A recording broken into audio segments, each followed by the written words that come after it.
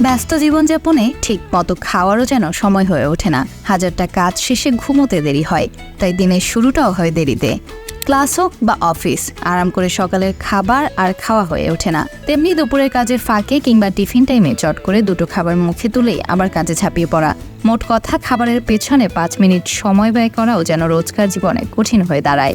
তবে জানেন কি, তাড়াহুড়া করে খাওয়ার অভ্যাস যে মোটেই স্বাস্থ্যকর নয়। দ্রুত খাবার খাওয়ার অভ্যাস নানাভাবে শরীরের ক্ষতি করে থাকে, তাই শুরুতেই সতর্ক হওয়া জরুরি। ওজন বাড়ে। কি ভাবছেন, দ্রুত খেলেই বরং কমবে ওজন, বাড়বে কেন?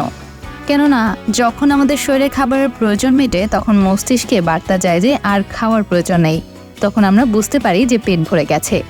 এখন আপনি যদি দ্রুত খাবার খেতে থাকেন, তবে মস্তিষ্কে সঠিকভাবে বার্তা পৌঁছাতে পারে না। ফলে শরীর ঠিকভাবে বুঝতে পারার আগেই আপনি অনেকটা খাবার খেয়ে ফেলেন, যে কারণে বেড়ে যেতে পারে আপনার ওজন। বদহজম। হজম প্রক্রিয়া সঠিকভাবে সম্পন্ন না হলে খাবার থেকে শরীর পুষ্টি গ্রহণ করতে পারে না।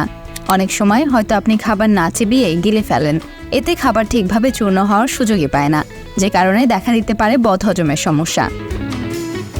ডায়াবেটিস। খাবারের সঙ্গে ডায়াবেটিস ওতপ্রোতভাবে সম্পর্ক রয়েছে। ডায়াবেটিসের শিকার না হতে চাইলে খাবার খেতে হবে নিয়ম মেনে। শুধু উপকারী খাবার খেলেই হবে না, খেতে হবে সঠিক প্রক্রিয়ায়।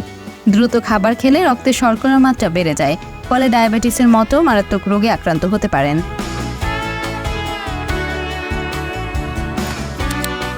অন্যদিকে ধীরে সুস্থে চিবিয়ে খাবার খাওয়ার পরামর্শ দেন চিকিৎসকেরা। ধীরে খাবার খাওয়ার অভ্যাস মানুষকে বিভিন্ন ধরনের ক্ষতির হাত থেকে রক্ষা করবে।